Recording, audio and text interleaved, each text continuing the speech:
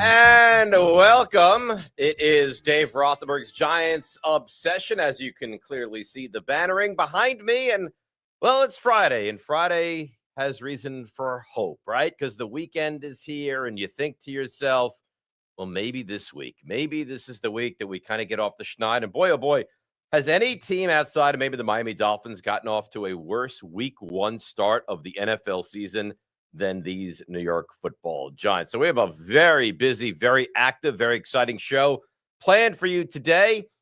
In about 5 to 10 minutes in that range, Don Greca afternoon drive of 880 ESPN in New York, my buddy, my coworker, my confidant, and my fellow Giants fan. And Don, for all the crap we give each other on air, he legitimately is a great Giants fan because he bleeds blue back from when they were awful. See, if you're a fan, if you became a Giants fan in, I don't know, 80, 87 or 91, that's easy, right? But if you're a Giants fan from 73 or 70, when they're in the midst of just being irrelevant, really irrelevant. So a lot of people probably don't even know this. The Giants went to the playoffs, championship game, in fact, 1963.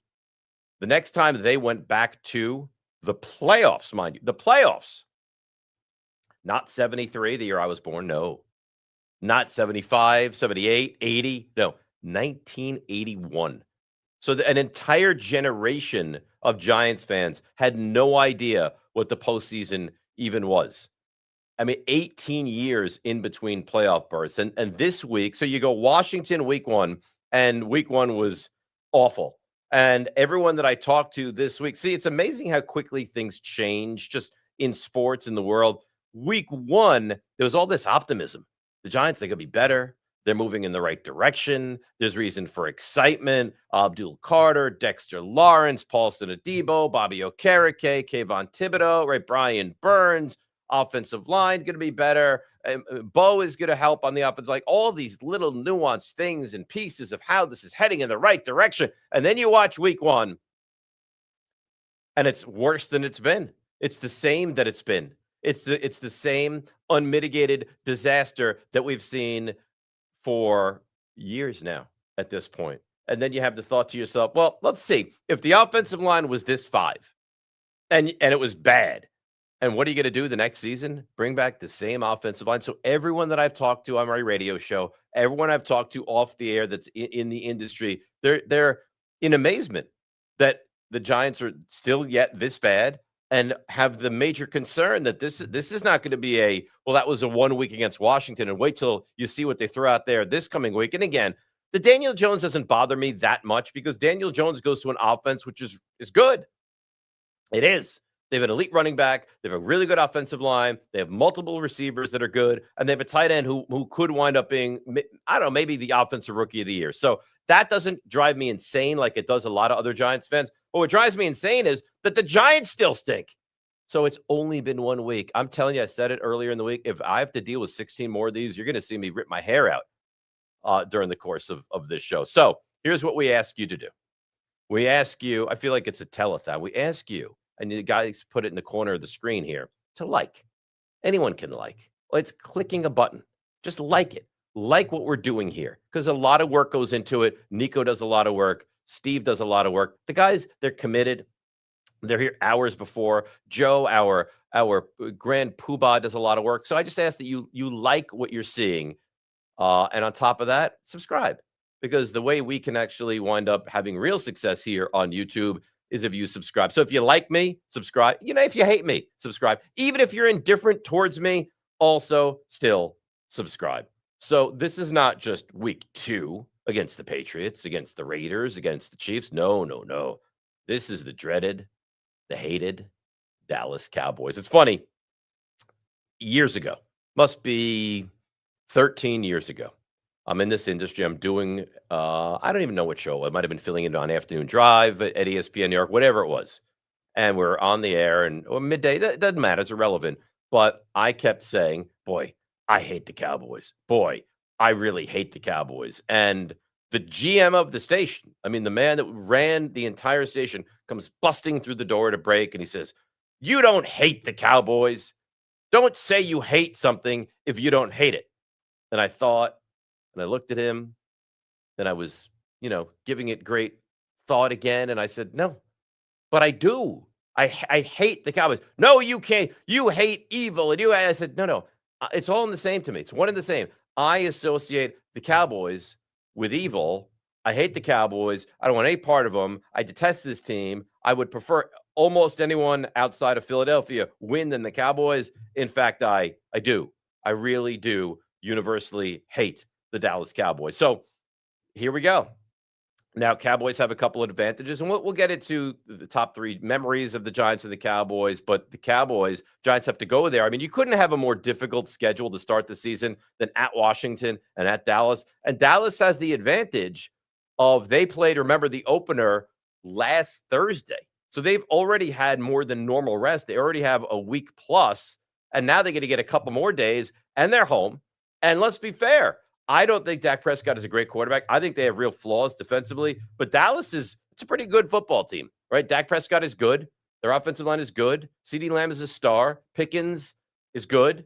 Javonte Williams look good. And their defense, which I don't think is great, but here's the problem. Is a defense that you don't think is great better than an offense which stinks right now? So this is a tough game. And also, the spread on this game was 3.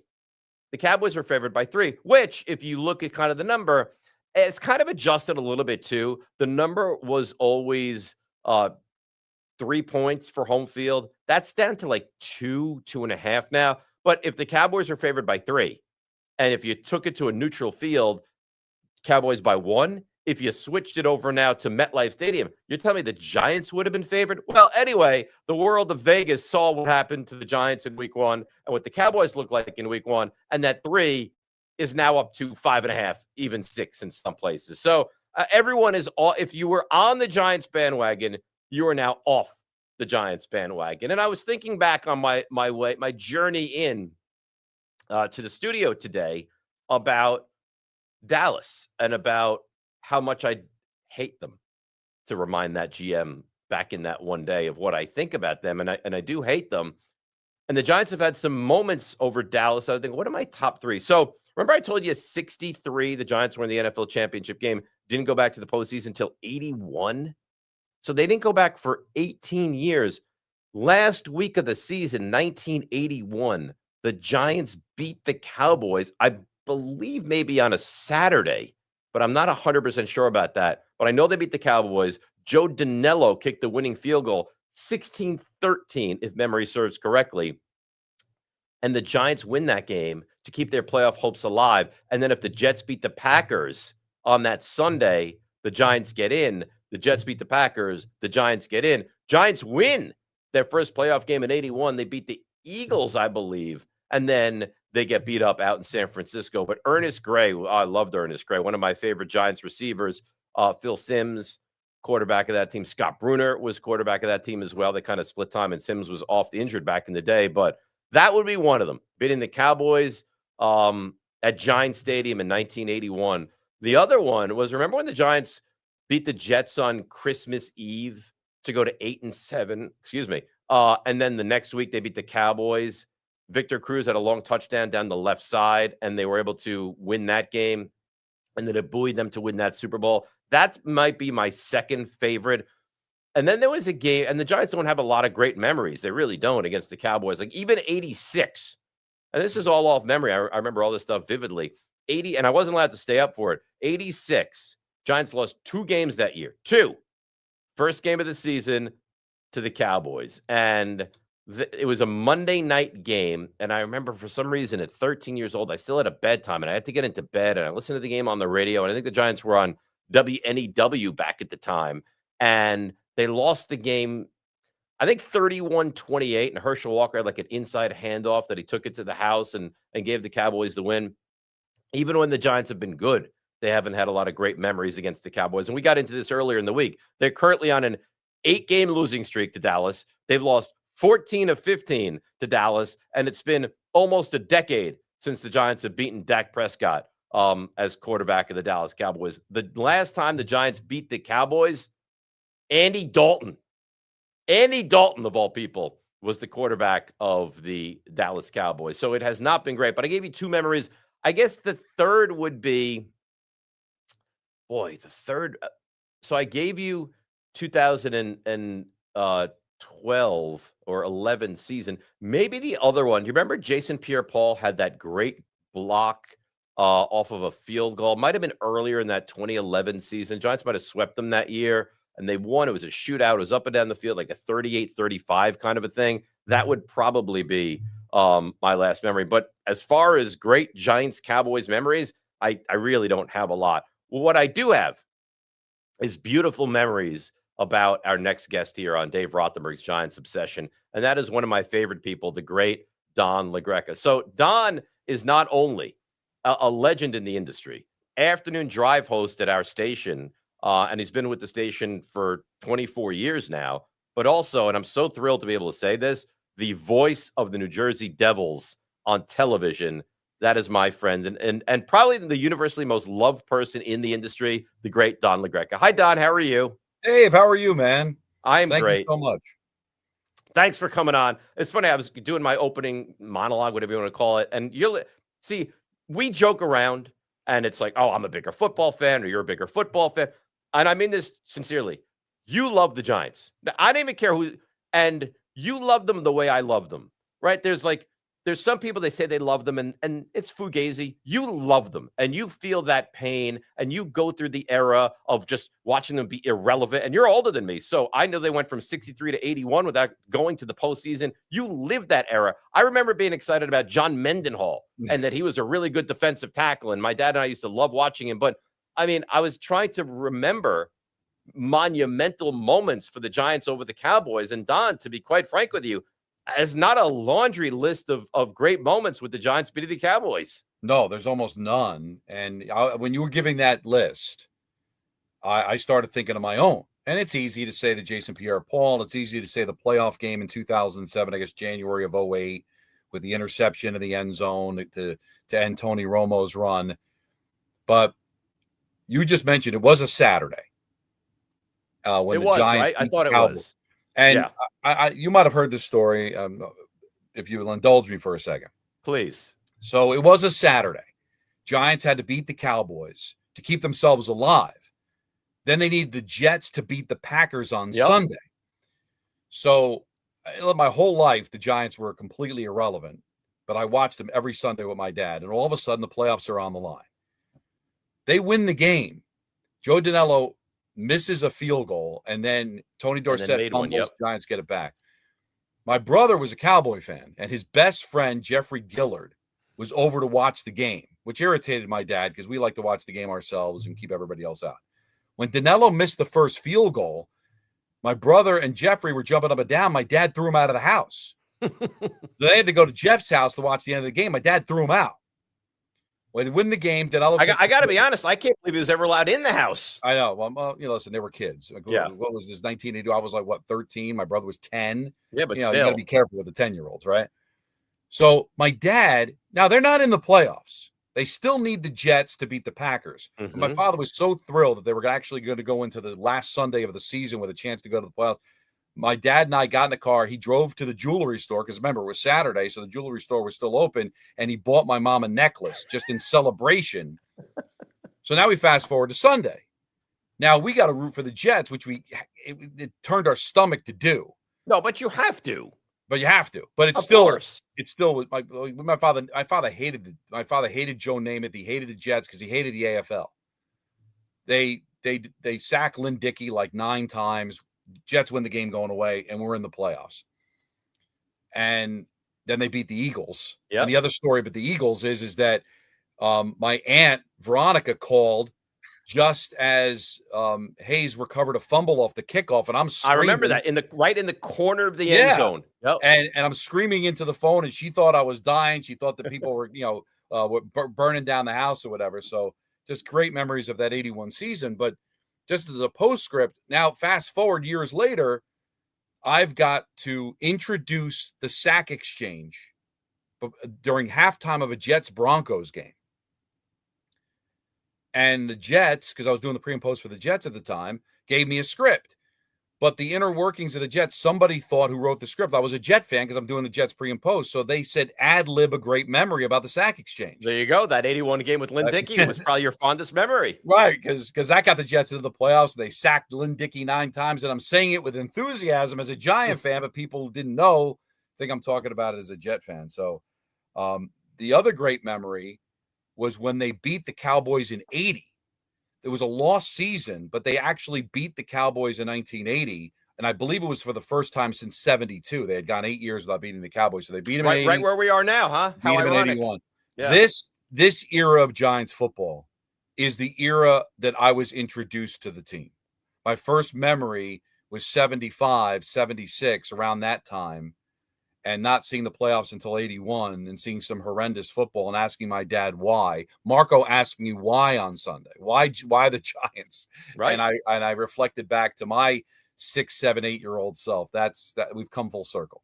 Yeah, you mentioned that. Now, so Alex is considerably older than Marco. He just turned 15. Right. But the last time they were truly relevant was, I guess, 2015. But the last time they were really, really good is 2011 into 2012. Well, Don, he's 2 and 3 years old, so he has no recollection of that. So he's saying to me, Dad, my entire life, the Giants have been irrelevant. Why should I keep rooting for them? And, Don, I don't know what the appropriate answer as a father is, but I'm like, because you do. Because my dad rooted when they stunk, and his dad rooted when they stunk, and I rooted when they stunk, and God darn it, you're going to root now when the Giants stink, because it's your tradition. It's who you are. You're a Giants fan. Yeah, but here's the problem, Dave. We're respectable, responsible people that respected our dads. Mm-hmm. Like my brother didn't respect my dad, and that's why he became a Cowboy fan. Okay. But we also didn't have very many choices. We didn't have the Sunday ticket. There weren't nearly as many primetime games. I believe I would have stuck with them because that's how I am. I'm a dedicated guy like that. But I'm really worried that Marco is going to become an Eagles fan. Oh, God. And the reason I'm worried about that, Dave, is that his best friend's an Eagle fan. Because I live in Central Jersey, so there are Eagle fans. Go away. Yeah, right. So his best friend is an Eagle fan. His second grade teacher, he came home from school on Friday and said, we don't have any homework because his teacher is an Eagle fan. Because the Eagles won, they didn't get any homework. So a soon-to-be 8-year-old is not getting homework based on Eagles wins. His best friend's an Eagle fan. Oh. The Eagles are great. The Giants stink. I'm doing everything I can, Dave, but you're really holding on for dear life here. I get it. I need some help from them. I don't want to demand. I want it to be natural, Dave. I want him to become a Giant fan and fall in love with them. I don't want to have to force it down his throat, because then you know what's going to happen? Then he's not going to be interested in football, and he's going to fall out of it. I think the only thing worse than him being an Eagle fan would be him being not a football fan.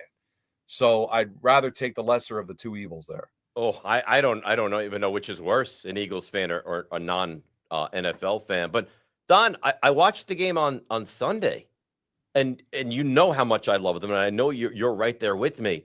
It's not enjoyable.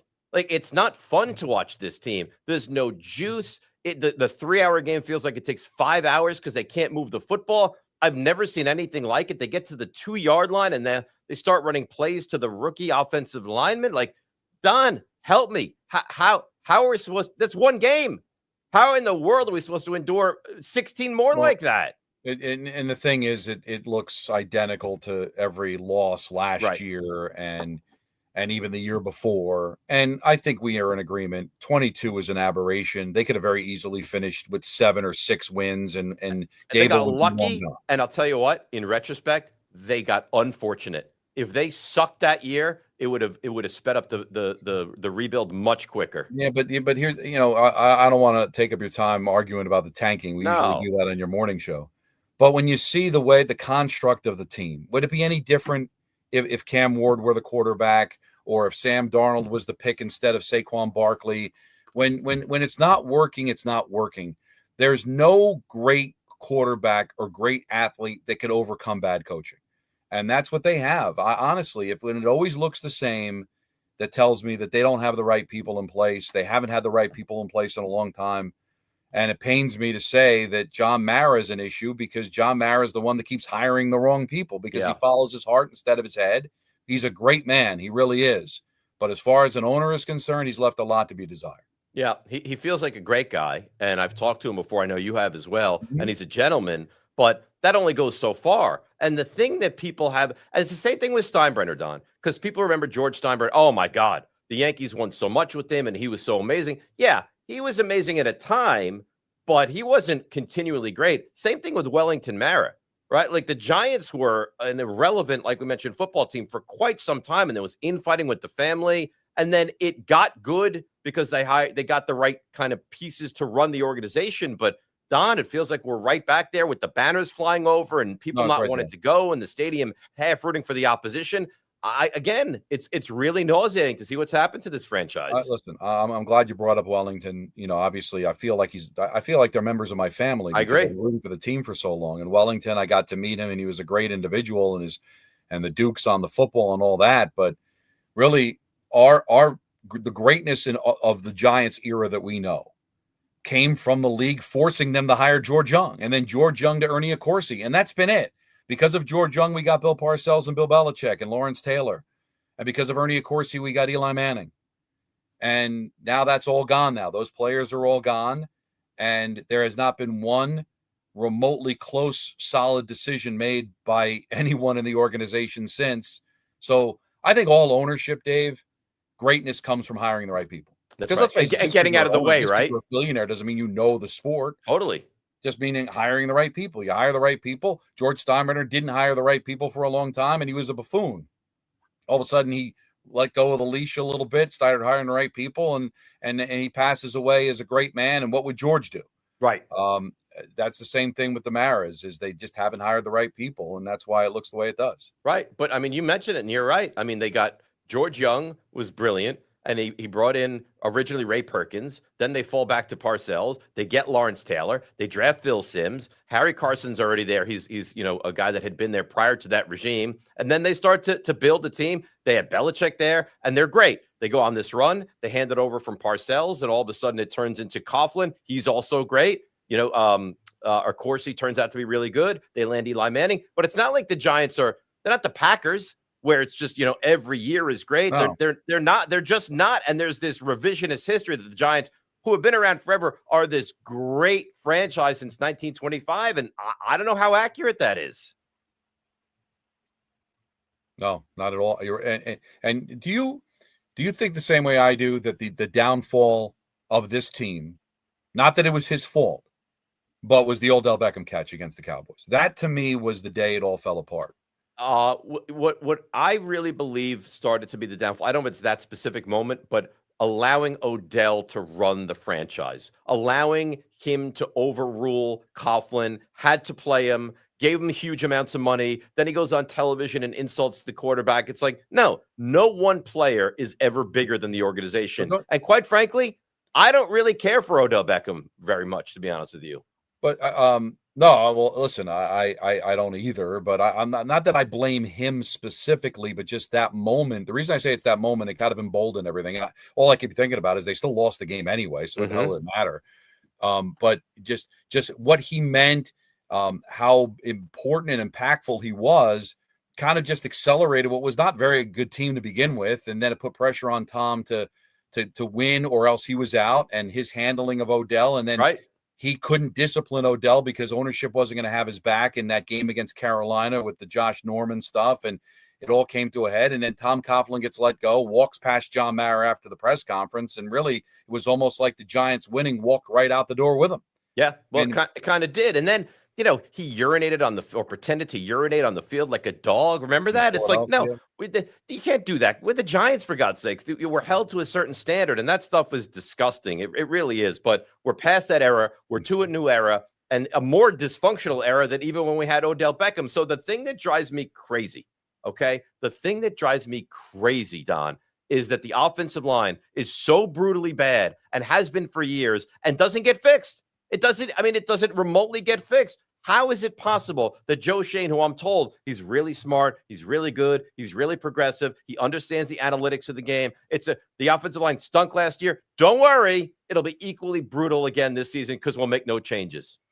Well, we had Damian Woody on Don Hahn and Rosenberg the other day, and I asked him because I covered the Jets when they went to the back-to-back championship games, and Damian was a part of that offensive line. And I remember Damian telling me at the time he used to tell the defensive end what play was coming, and they would still like blow through, and the play would be successful. That's how good the offensive line was. And so I asked him, I said, how much of that was your talent and how much of it was coaching? And he said it was pretty even, 50-50. So you keep saying they address the offensive line. They do. They've used draft picks. They've used free agency. They have addressed it. They have tried to fix it. And it comes up the same every single time. The only one they've really gotten right was Thomas, but unfortunately he's hurt. But I don't know if Thomas was in the game last Sunday, whether the result would have been any different. And so are they being coached properly? Because how can you bring in going back to Flowers, a first-round pick, going back to Pugh, they've addressed this through the draft and free agency and always get it wrong. Giving Solder all the money that they gave him, highest paid left tackle at the time. Evan Neal was a 7th pick in the draft, Don. So are they always getting the wrong guys, or are they not coaching them up to be the best they could possibly be? And I think that the coaching has to be on the table. That's why I keep circling back. Whoever the quarterback is, whoever the offensive line, the talent that you bring in, when it doesn't work, it tells me they're not being coached. Coaching affects football more than any other sport. Like LeBron James can dominate a game and win it on his own. That doesn't work in football. Got to be coached up. You got to be able to have a game plan. And they just have not had that since Tom Coughlin. You're 100% right. So let's look at this game, and we won't keep you too long, but I love talking to you. Let's look at this game on Sunday. All right, it's the Cowboys. I told a funny story. I don't know if you heard it about I'm doing a show. I don't think it was with you, but I don't specifically remember who it was with. And I kept saying on the air, boy, I hate the Cowboys. I hate them. I hate them. I hate them. And the GM of the station came busting through the studio door at one point and goes, you have to stop saying you hate them. You don't hate them. I said, but I do hate them. No, hate is reserved for like evil and terrible. I said, no, I'm telling you, I hate the Cowboys. And we got into a big heated argument, and it wasn't my proudest moment, but I stand by it. I hate the Dallas Cowboys, but irrelevant to that, it's the Cowboys. It's Sunday. It's down in Dallas. Is there any way the Giants can find a way to win this game, or are we just going through the motions, or we get excited and then we're let down yet again? Well, I think, that this is not a great defensive team. I mean, they just lost their best defensive player, and even when they had him, they weren't great defensively. So let's see what this offense can do and put up some points. I like this defense a lot. I do, but Dak doesn't lose to the Giants. He just doesn't do it. Yeah. And it's early in the season. Dak usually shows his warts later on in the year and in the playoffs, but this time of year, yeah, I can't see it. I was hearing you about the how the spread has gone up, and because it just looking how the Cowboys, the hope was that they'd be a dumpster fire after the trade, right? And they weren't. I thought they played as well as they could against a better team in Philadelphia, and now they're home, and the Giants don't win there and haven't won there, in forever. They won with Eli when they opened the stadium, but like since then, it's just been one disappointing effort after another. I can't wrap my mind around how it could be done. I just can't. I hope the offense can show you something, but what am I hanging my hat on? What did you see last Sunday that makes you think that they can carry into Dallas and be successful? What, running the ball? They couldn't do that. Passing? They did nothing. They couldn't throw it. They had can't no stop time. the run. No, couldn't stop the run. We went through it on my show today. The Cowboys had the Commanders had 2nd and 15, 2nd and 13, 2nd and 11, 2nd and 12, 2nd and 9, 2nd and 12 again. Each separate one of those times, they picked up a first down. So again, I thought the defense was certainly passable. It wasn't awful, but it wasn't great. And the offense with looking like that, how many games can you possibly win? If you look at the recent history against the Cowboys, even with Saquon, they hung in games. They weren't always at the 40-0 game, notwithstanding, but they couldn't get a stop when they needed to because the offense just didn't give them a break. That's the thing and I think that's what really have that last drive that Washington put together. It's just, listen, how much can you stand when your team scores 6 points and you're holding them in the game? It's 14-6. You're holding them in the game. Eventually, you're going to leak. And I feel like the same way, like the defense may play well. Maybe if they get a couple of turnovers, shorten the field, that could be an avenue to win the game. But if you're only going to score, if you're going to score, south of 13 points, and the defense has to go in there saying, if I give up 2 touchdowns, we're going to lose. You're mentally broken, and I'm sure that it's interesting with the Cowboys, right? I thought maybe if they look like a dumpster fire, the fans would get on them in week 2. But I thought they put up a pretty good performance where the fans might actually get behind them. And they got a de facto bye. They haven't played since last Thursday. Right. Other than, sometimes when all the chips are on one side of the table, from a betting standpoint, you kind of look the other way and say, maybe because there's no reason I'll go there. But that's certainly no reason to pick them, is it? No, I don't know how anybody could pick the Giants to outright win this game. The thing that drives me mad is when you look at this Giants team right now, it feels like they just keep heading in the wrong direction. And this is such a loser's thing to say, but I'll say it. Like, could the Giants compete and lose in this game like 24-21, that you would turn on the microphone to do the afternoon show on Monday of next week? You're like, all right, I feel a little bit better about that. They lost again. They're 0-2, but at least they scored 3 touchdowns and we're right there against Dallas. Yeah, I think so because, listen, they're on the road against a team that's clearly better than them, right? So if you go out there and you put a nice effort up and you score 3 touchdowns and Wilson's protected and the defense plays well, and then you just say, hey, listen, Dallas just a better team. They were home. They won. Yeah, I could see. I could see that. You're telling me that if they lose on a last-second field goal, you'll be disappointed because you hate the Cowboys and they're 0-2. But could there be some value in that? I think they're coming. That's why I didn't get caught up, Dave, in how many games does Dable have to win. That schedule's a beast. Brutal. It was all about how it looked. I agree. So they can finish 3-12, but if they're in every game and they just lose to the better teams, and then Dart comes in late in the year and look at quarterback, then hey, maybe I can wrap my mind around, hey, maybe Dable could come back. But if it's going to be 3 and 14, and they've got no offense going, and they're blown out in every, then that's not good enough. So I need to see what it looks like, and it's got to look a hell of a lot better than it did last Sunday. I agree with you. 2 more, and I'll let you run. One of them is, in your mind, are Dable and Shane tied at the hip, or can you see a world where Dable gets axed at the end of the season and somehow Shane gets brought back to bring in the new coach and move into the future with this club? I know people think they're attached. I don't think so, because there's talent here. I mean, he traded back into the first round to get Dart. That seemed like it was the right move. I thought there was a nice pivot with Tracy after what happened with Saquon. You look at the defense. We like this defense, right? He traded for Burns. He drafted Thibodeau. I think so, yeah. And he drafts Carter. I think there's enough there that you could say I think he deserves another chance and another kick at the can with a coach. So I do. Would I be surprised if they both went? No. Because maybe John thinks of them as attached at the hip. Their contracts both expire at the end of next year, so that's part of it. But I could see a world where Shane stays and Dable goes. Absolutely. And where are you on Jackson Dart? Like, if Russell Wilson is brutal this week, are you willing to say let's just get him in there because it can't be worse than that, or you want to slowly bring him along? I don't. They're going to mess it up. They're going to mess it up then because the timelines are not on the same wavelength, right? Dable needs to win games or at least compete and show what Jackson Dart can be. And you are looking at this long term. It's not lined up properly. Well, do you believe that Dable can survive? Do you believe in him at all? I don't know that I tend to not believe in him more than I believe in him. I think the only way he survives is if either they win games, which looks like that's not going to happen, or I get to the end of the season and say, you know what, that kid's going to be a star quarterback. Well, I'm afraid that I don't believe in him, and I don't want him to damage Dart. And I don't know where's the soft landing. Are you going to play him against Kansas City, who might be an 0-2 team? Are you going to?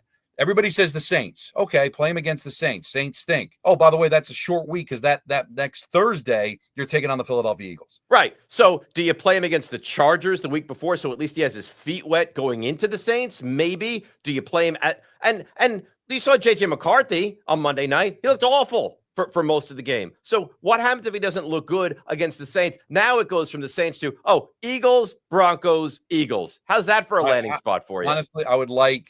As awkward as it would be, because Dart's the backup quarterback, and I understand that because you want him working with the ones during the week, and you want him on the headset and to be a part of it.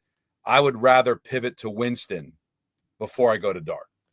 I'm not opposed to that either, but how do you do that after you've had Dart as the second quarterback? It's hard. They won't. That's why they won't do it. But that's how unless you're telling me that like during the week that they dress three and they make a decision to keep Dart as the backup and then Winston jumps. I don't. But again, what are we accomplishing there at that point? You know, like unless Wilson gets hurt, they'll go out there and play. Is Winston going to be any better? You're trying to win. That's why I was a big advocate, as crazy as this is. If you were bringing Shane and Dable back, they should have extended it. Oh, God. But think about it. I understand your point. There wouldn't be any decisions about I got to save my job. I understand your point. You don't want to have them making decisions based on, guys, if you don't win games and turn it around right now, you're going to be out anyway, right? You at least want to give them a little bit of a runway where they can make the decision that's best for the organization. Because I get crazy about the comparisons with Eli and Kurt Warner. That was done with Tom Coughlin in his first year. Coughlin wasn't going anywhere. You know, it wasn't a guy that's like on the verge of getting fired. That wasn't Jim Fossil doing that. That was Tom Coughlin was in his first year. You got it's really an awkward situation. I would have let them both go, honestly, rather than extend them. But don't you feel half pregnant where it's like I didn't fire you, but I don't. So I believe in you, but not enough. But you better win games. Yeah, but you better. Because you're not going to go in the next year with them both being lame ducks, are you? No, there's no. If the Giants are brutal this year, there's zero chance they're both back next season. Zero. You can't follow up a 3-win season where you beat the Colts for some reason late in the season. Saquon Barkley leads the Eagles to a Super Bowl. You bring it all back, and then you win 3 games again. No, I mean, Don, we look at the 70s as the dark times with the Giants. You're living in the dark times, baby. No, this is absolutely brutal. Tell me about the Devils quickly. Tell me, how excited are you about the Devils play-by-play job? I was so floored. It was like the scene from Castaway where she gets the call that Tom Hanks is still alive and she drops the phone and like I was not expecting that, and I was thrilled. And then that was 3 months ago, and I'm still over the moon about it. So camp opens on Wednesday, and every day I've been talking to somebody, doing something, getting prepared. I just can't wait for it to start. It's going to be so much fun, and the team's good. I don't think they're a cup contender, but they are entertaining with Hughes and Nico Hischier and Bratt. So it should be an entertaining team that should score some goals. And I'll miss the Rangers. That was a lot of fun, and that was a great opportunity. But it led to the call games for the team that I love, that loved as a kid, and how I got introduced to hockey. And Dave, 22 years on the K show working with a Yankee guy on the 12 of those on the Yes Network was the Yankee station, 16 years doing pre and post with the Jets as a Giant fan, and then 15 years doing Ranger games as a Devil fan. Like finally I get to actually get paid to follow a team that I rooted for. No, that's never really happened. Cool. That's really cool. What do we have a first? The first game's national. You won't do, right? What's the first game you're doing? Carolina on the 9th, and they took that. ESPN took it. So my first game will be in Tampa on October 11th. So I'll miss Maniscalco, but I'll tell him he said hello. Okay. I'm so happy for you. The Rangers will always be my favorite team. You could not sway me away from that. But I tell you, I make this solemn promise to you right now. If they're not playing the Rangers, I will root for the Devils for you. How about you? How about the Rangers are out of it and the Devils need it to make the playoffs, and I'm calling the game? Rangers are mathematically eliminated. What would you do? We'll have to have a conversation about that at the time. Well, you know what? It's not a hard no. All right. Well, yeah. I feel like that's a victory, honestly. It's for you, because I love you, and that's the only reason. I love you. Thank you for joining me for a little bit today. You're the best. Have a great show. Go Giants, and I'll talk to you soon, pal. You got it, buddy. Enjoy the game tomorrow. That, of course, is the great Don LaGreca, who, by the way, how cool is that story? Devils fan since he's a little kid, loves them his entire life, it's a blessing to call Rangers games on the radio. He loves doing it. He's sensational at it. And then he winds up getting the Devils job. Don has a tattoo of the Stanley Cup when the Devils won it. So he is as ardent a Devils fan as there is. And now he's the voice of the Devils. Couldn't be happier for the guy. All right. So we mentioned Dak Prescott, talked about him. Dak Prescott hasn't lost to the Giants since 2016. 2016. Think about what was happening in the world in 2016. It's a totally different place. I didn't even think TikTok existed in 2016. And now here we are. That's the last time the Giants actually beat Dak Prescott. It has been forever. It has been an immensely rough run, and it's been very difficult to deal with and watch this and see here and sit here and endure what the Giants give you every single season now at this point. It's time. It really is. I other than you get excited because it's a football Sunday, I don't know what would lead you to believe that the Giants are actually making any strides currently at the moment. So let's get into predictions. Last week I gave you my 3 locks. We keep that tally. We run it back all season. But now I want to get into my 3 locks for week 2 of this season. Last week, see, it says 1 and 2 up there, and it's so unfortunate. But here's the thing. We had the Ravens. The game was over. It was done. It was 40-25 with 4 minutes to go. And the Bills came back and won that game. So I know it's a loss. If you bet on the game, you didn't get your money back. But that was really highly unusual. So I don't feel terrible about that. This week, we're going to take Minnesota -3.5 against Atlanta. I think you saw clearly a better version of Minnesota. That's a good team. They're good on both sides of the ball. Once J.J. McCarthy was able to kind of get his footing, Mason ran very well. I like Minnesota to win that game by more than 3.5. I love this game. This would be my play of the week. You can mark this down and then throw it in my face when I'm wrong. But my play of the week is Houston -2.5. I love it. I absolutely love it. Houston -2.5. They're home. I thought they played the Rams very well. It's a nationally televised game. Tampa has some issues on the offensive line. Godwin's still not going to play. And I think Tampa's a very good team. I think the defense of Houston, a little bit better at this stage of the game. And I have to believe that Houston offensively against this Tampa defense will be better than they were against the elite Rams defense last week. I really like Houston. And I know Daniel Jones was the toast of the town. He was amazing. He's the next, Paul Hornung or Bart Starr, whoever you want to call, Frank Gifford. Fine. You beat the Dolphins, who looked like they didn't want to be on the field. Denver's a good football team. Denver's defense, if he goes out there and lights up this Denver defense, I'm going to really take notice. I'm not convinced that happens. And I will take Denver minus the 1.5. So let's recap quickly. Minnesota -3.5, Houston -2.5, and Denver -1.5. We sit at 1 and 2 so far this season. And I hope that changes quickly. Let's bring in my guys. Now, if you remember, there was an issue on the show on Wednesday.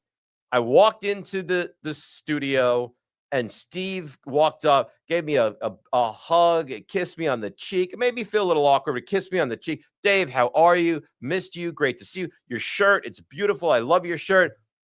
Nico, crickets. He said nothing. So Steve won Wednesday, and Nico has some making up to do. But here's the thing.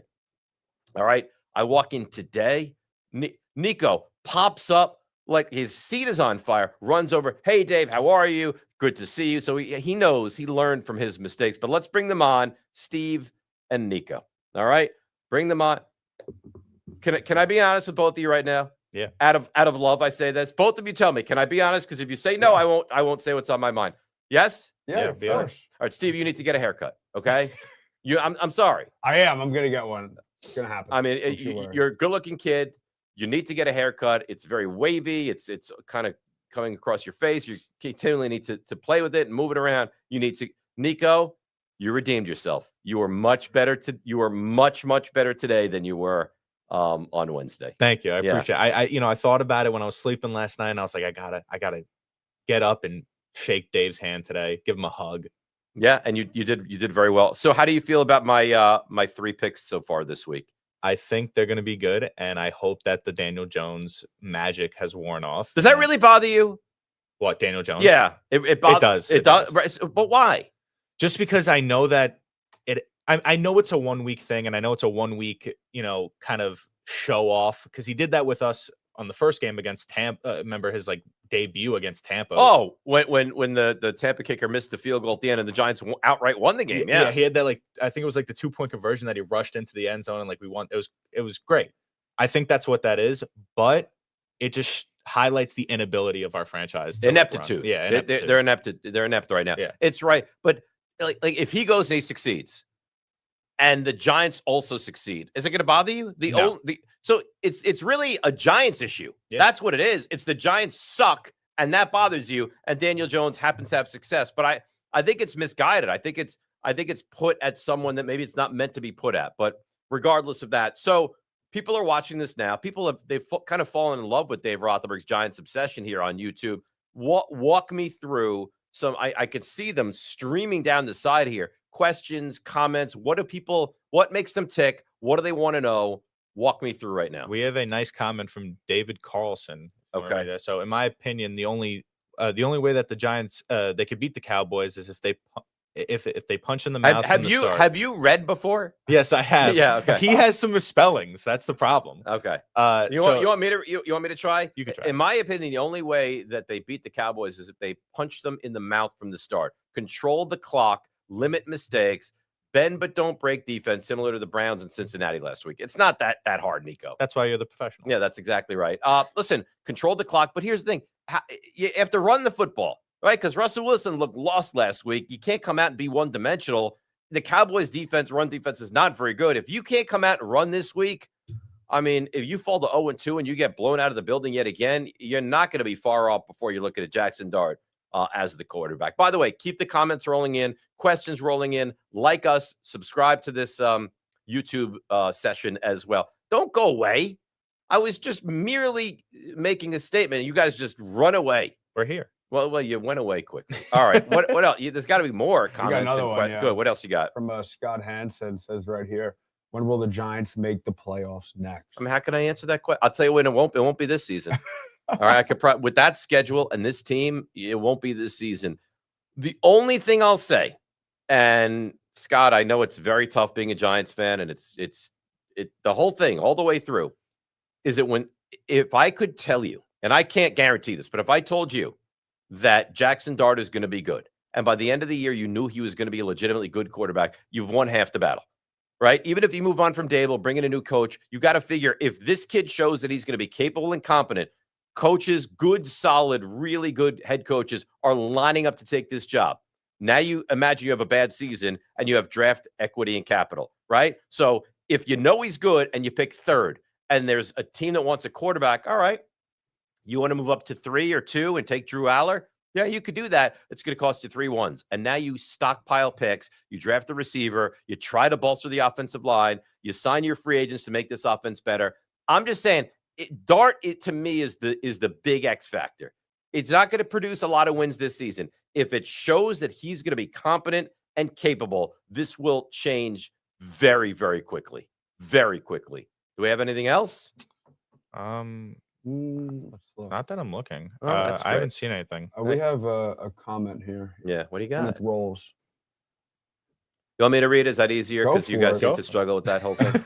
Poor drafts, holding guys too long that aren't talented, letting talent go, antiquated schemes, and meddling incompetent ownership. But Kenneth Rolls, you win a Rolex. You're exactly right. I mean, you can't be pleased about the ownership. You can't be pleased about the GM. You can't be pleased about the coach. You can't be pleased about the talent. You can't be pleased. It's just that simple. You can't be pleased. Period. End of sentence. Now you guys can wipe away. Let's look at the matchups for this game on Sunday against the Cowboys. I've kind of come up with my 3 key matchups here for the New York Football Giants and the Cowboys. And I could sit here and give you 30, right? But the 3 that are the key to me, can you put them up, guys? The 3 that are the keys to me, or 3 things that I really feel happen. CeeDee Lamb is going to have a big game, which is okay, right? Like Neighbors is probably going to have a big game too. You can allow CeeDee Lamb to beat you. You can't allow CeeDee Lamb to be like one of 5 things that beats you. So if it's Lamb goes for $120, but you slow down Javonte Williams and Pickens and Ferguson are calm, you can deal with that. Tyrone Tracy needs to and will rush for over 80 yards. And I'll tell you what, if he doesn't, if this is a week that he can't, I don't know when there's a week going to be that he can, because then it's the Chiefs and then it's the Chargers and maybe against the Saints, but then it's Eagles, Broncos, Eagles, and then it goes on from there. I think this is the week, and I don't think the Giants win this game, but I really do give them a real chance that the Giants are going to find their way to at least running the football somewhat effectively in this game. And my third and final one, Giants going to score some point. They have to. You can't continue to put up 6 or 9 points. And the offense stunk. And they still got into the red zone a couple of times. And again, and we talked about this, you could clear it away. I appreciate it. Is they need to, when they get into the red zone, you can't put up 3 points. You can't, run the ball, throw the ball to the offensive lineman, another pathetic throw. Like, it needs to be functional and capable. And you get into the red zone and you have to put points onto the board. So, all that being said, I'm going to give you a final score for this game right now. And you're not going to be thrilled with it. 27-20, Cowboys win. The Cowboys are better. Cowboys are home. Cowboys have more talent than the Giants. And I don't really see a way the Giants are going to win. Boy, would I love to be wrong. I'll tell you what I'll do. I won't just kind of proverbially have egg on my face. I'll come in on Sunday and I'll paste egg on my face if the Giants can somehow find a way to win this game. I mean, that's how really despondent I just feel so broken as a Giants fan, and I'm here for cathartic moments and to provide you your therapy as well. And again, like us, subscribe to us, because we are here for you all season long. I want to get into the fantasy aspect of everything. It's the one saving grace when you root for a team that sucks, because Don said it earlier when he was on with us, and he's right. 30 years ago, you root for the Giants, you don't have the direct TV or YouTube Sunday ticket. That doesn't exist. You can't be, the Giants think, I'm going to pop on the Chargers or the Chiefs or the Raiders or the Eagles. No, you have to sit there and endure 3 hours of the Giants. And it might suck and it might be painful and it might be awful, but come hell or high water, this is what you're in for. So now it's fantasy football, and at least you get some enjoyment and get to watch other players play who are functional, which the Giants really at the moment are not. And it kind of keeps you buoyed to enjoy football. So I've written down, and the guys will scroll them across as we go here this week. If you have these guys, play these guys. I really like them. Justin Herbert. And I don't want to give you Jalen Hurtses of the world. I don't. I want to give you guys that you look at and you're like, these are not the number 1, 2, or 3 quarterbacks or running backs or wide receivers around the NFL. These are, it's a little bit different. It's like that second tier, and how do we pick and choose? That's what I want to try to give you. Any idiot could sit here and say, okay, play Derrick Henry. He'll have a good game. Of course, but I don't want to be that idiot. I'm my own level of idiot. So Herbert, he's phenomenal. He really is. And because they threw the ball a ton in the opener against Kansas City, if they're going to throw the ball with him, and the sky's the limit. So I really like Herbert. Their defense is good. Their running game has not clicked yet, but he's a guy, now he's going to run, it looks like, and they're going to do RPOs with him. He's going to give you 240 and 2 touchdowns and 40 yards rushing. Herbert is a real massive problem. So that's one. Justin Fields, he's a Fields. One game you're sold on him. Here's the thing that I love about Justin Fields. First of all, Buffalo's defense is not very good, as evidenced by what they did on Sunday night against Baltimore. Secondly, he's going to give you 60 yards rushing. That's a free touchdown, guys. So think about this now. If he throws 200 yards, right, that's 8 points. If he runs for 60, that's now 14 points. And if he has 2 touchdowns, a running and a passing touchdown, that's 26 points. And if he only has 1 rushing touchdown, it's still 20. That's really good from Justin Fields. And lastly, and he had an awful week in week 1, but it's Dak. Dak plays well against the Giants. Dak has elite weaponry around him, and Dak is home. And I look at Dak, he's going to throw for probably 270 plus and throw for 2 touchdowns, and he's going to wind up giving you 20 plus points. And I know last week he was not good, but he will definitively, in my estimation, be better in week 2 than he was in week 1. All right, flip to the running backs here, and let's get involved with that. James Conner is a dream matchup. Panthers' run defense is brutal. He catches passes. He's just he's not that elite tier of running back, but he's a really good running back. He had 14 points last week. He scores. He's the goal line guy. He's really good. I would just continue to roll with him. DeAndre Swift, see, he's not someone that you would have in your top 10 running backs, but the thing about DeAndre Swift is that game might get out of hand. They throw the ball to him a ton. So I wouldn't be surprised if you had, 46 yards rushing and 7 catches for 55 yards. So if you had 7 for 55, that's 12.5, 50 yards rushing. Even if he doesn't score, you're going to probably get north of 15 points from DeAndre Swift. And Travis Etienne, See, I'm the worst person with Travis Etienne. I had him in 2 leagues last year. He was unplayable. And then last week, he looked great. Now, I know it's against Carolina, but remains the same. He was so bad last year and really looked so good in week 1. I wouldn't be surprised if that carried over into week 2 of this season. All right, let's roll along here and do the receivers. And if you guys could bring up the wide receivers.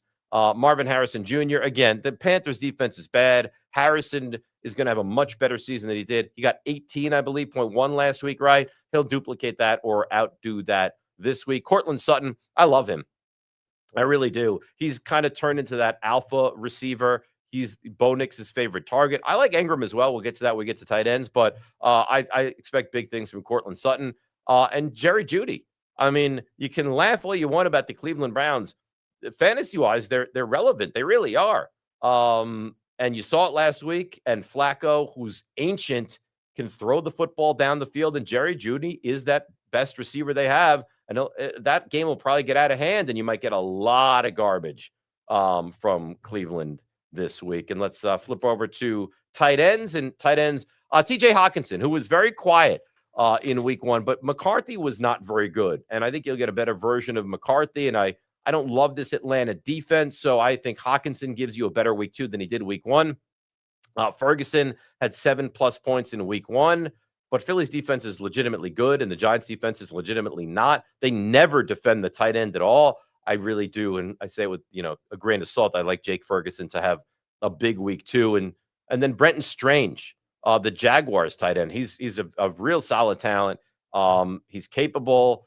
He can get downfield. Trevor Lawrence will look for him. They'll need to score points this week. He scored almost 10 points last week, so I expect big-ish things from Strange as well. And again, I don't want to give you I know Kittle is out, but I don't want to give you those version of guys. I want to give you guys that are under the radar-ish, and that's the 3 that I've kind of come up with as far as tight end is concerned. So, Nico, I got to turn back to you for a moment. And this is awkward, but Wednesday – you didn't say hello. We discussed that. We tackled that. I don't want to revisit that. But you murdered the Stump Rothenberg segment. Yeah, I did. It's supposed to be 3 questions. You asked 1. Then I'm taking my time trying to systematically figure out 1. And you're like, you better hurry. 15 seconds. I think that's the end of the show. I closed down the show. We didn't get to the other 2 questions. You have some explaining to do. What happened there? That was a blunder on my part. Yeah. Miscommunication between producer and talent. That's my bad. Was it a miscommunication or did you screw up? See, by you saying it's a miscommunication, I feel like you're placing blame on me. I don't think I'm worthy of blame. I think if you should fall on the sword. It was my fault. Yes. I take blame. I should have communicated better that you had 15 seconds left for that question, not for the show.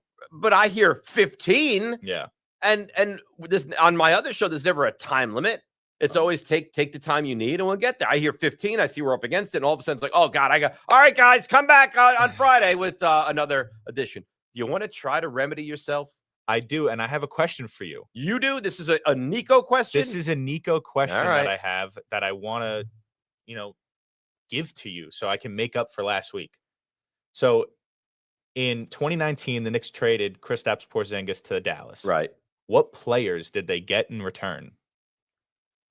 All right. So the Knicks got the guy that they didn't draft from NC State. Oh, my God. Dennis Smith. That is one correct. How many? Can you tell me how many there are? I can. There's 2 other players I'm looking for. 2 other, because I know they got draft capital as well. Tim Hardaway, right? They got Tim Hardaway. No? Nope. Did the Mavericks get Tim Hardaway? The Mavericks got Tim Hardaway. Did they get DeAndre Jordan in that trade? They did get DeAndre Jordan. He was really a terrific. And Marquette's own Wesley Matthews, I think, would be the 3rd. The 3rd is Wesley Matthews. That is correct. Okay. Bonus points? What were the picks involved? Oh God, I don't know. I mean, like, who did they take with those picks? No. You could just give me what they were, what you think those picks were. It doesn't have to be the year. Just give me what round. I think they were 1s. They were. I think they got 2 1s. They got 2 1s. Oh, okay. I thought you were asking me who they. No. That would be too different. All right. They So got 2 1s. did you have another question, or does that suffice today? I think that suffices today. That was me trying to make up for my lost time last week. Do you have a where did this guy go to college that you would like to, like a quick round of that, or no? Is that not something that you have? We could see if we have comments that we can roll up and see if anyone has a comment. Nobody's gonna have just commented on where did someone go to college. That's gonna be someone. They usually do it. Really? Stump. All right. Well, but we weren't planning to do a stump today. We only did a stump because we had to revisit your, massive screw up from Wednesday. Yeah. Yeah. Do you want to comment? I have a comment. I don't know if this is referring to stump, but all right, what do you got? More referring to your fantasy picks, but I kind of like this one. What do you got? Where did James Conner go to college? I'm thinking, oh God, did he go to Michigan State? James Conner.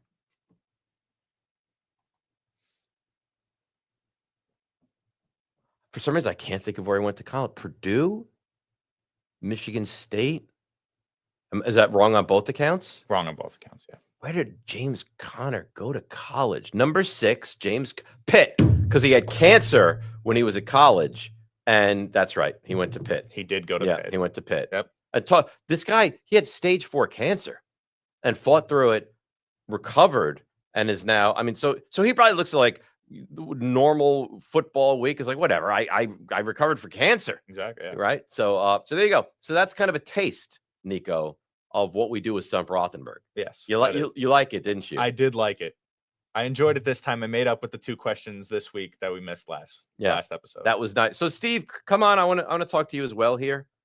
I like it's like the Brady Bunch. Now, Steve, you're below Nico. Look up at Nico and say hi. Yeah, Nico, how you doing? Yeah, there you go. Steve. I love that. I don't know why I enjoyed that. So I always present the winner of the week of the show between the two of you. Are you accepting whatever ruling I have? All right, Nico, you won today. All right.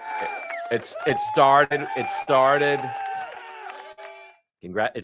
with the you had great posture. You walked up to me. You shook my hand like a gentleman. You wanted to see me. You were excited and motivated by sight of me. Steve, you did nothing wrong. You did nothing wrong. And outside of that hair, you've done nothing wrong today. But I think that Nico kind of won the day. That being said, I don't trust Nico. You're going to have to do Stump Rothenberg when we do it next Wednesday. Okay? Mm-hmm. Okay. So as long as you don't tell me to end the show after one question is Stump Rothenberg, then I appreciate that. And that's phenomenal. All right. I want to end this show today with a little bit of positivity. So here's my 3 reasons for hope for the Giants this week. 3 reasons for hope for the Giants this week. And you're watching this and you're sitting here and you say to yourself, boy, Dave, how can I have any hope? Guys, throw the banner up there. Let me see it, because I don't remember what I told you earlier in the week. I need to visualize the 3 reasons for hope this Sunday. Do we not have it? Are we going to have to buy time so you guys can get it prepared? Hope. See, this is how bad the Giants are. The guys don't even believe the Giants have 3 reasons for hope. Here we go. 3 reasons for hope with the Giants. It can't get worse. You know what? It can't. There's no way the offense can look that bad. Now, I don't think Washington's defense is great by any stretch. That being said, Dallas defense, they traded their best player away last week. So I just think by a lesser defense out there, the Giants have a better chance. I think you're going to see more of the guys together. What do you mean? Lawrence, Burns, Thibodeau, Carter played 8 snaps together last week. Now you have no Micah McFadden. I'm sorry. Abdul Carter, he has to play. He has to play. And he will. And you'll see that grouping of more than 4 plays. And then lastly, I think the running game is going to be better. The running game was non-existent this past week in week 1 against Washington. I'd be stunned if the Giants didn't run the football more effectively and maybe get Scatterbo more involved in the game. He can catch passes out of the backfield. Tracy can as well. You don't need to only go to Malik Neighbors. You can spread it around a little bit. I'd like to see Theo Johnson do a little bit more. The Cowboys shouldn't be good and wasn't good in the opener against Philadelphia until the weather delay, and they came back from that, and all of a sudden their defense stepped up. But I really do believe that the Giants defense will be better. I want to refresh your memory. Sunday night after the Giants and the Cowboys, 7:30 p.m. We're going to go live again. Instant reaction, anger, frustration, all of the emotions that I would feel. We're going to feel it again, and we'll be done right at 8 o'clock, so you can turn to the Sunday night game and enjoy that as well. I want to refresh your memory. Like us, subscribe to us, make us a part of your weekly routine. We're on Mondays and Wednesdays and Fridays at 1 o'clock. We're on Sundays at 7:30 for a quick half-hour little in and out. Here's what the Giants did. They lost again. Maybe they win. I tell you, if they win, oh my God, what a treat this show would be. But we'll be back Sunday night at 7:30 after all of your early games, leading you in to the Sunday night game as well. Have a great weekend. Go Giants. And once again, this has been, as you see behind me, Dave Rothenberg's Giants Obsession.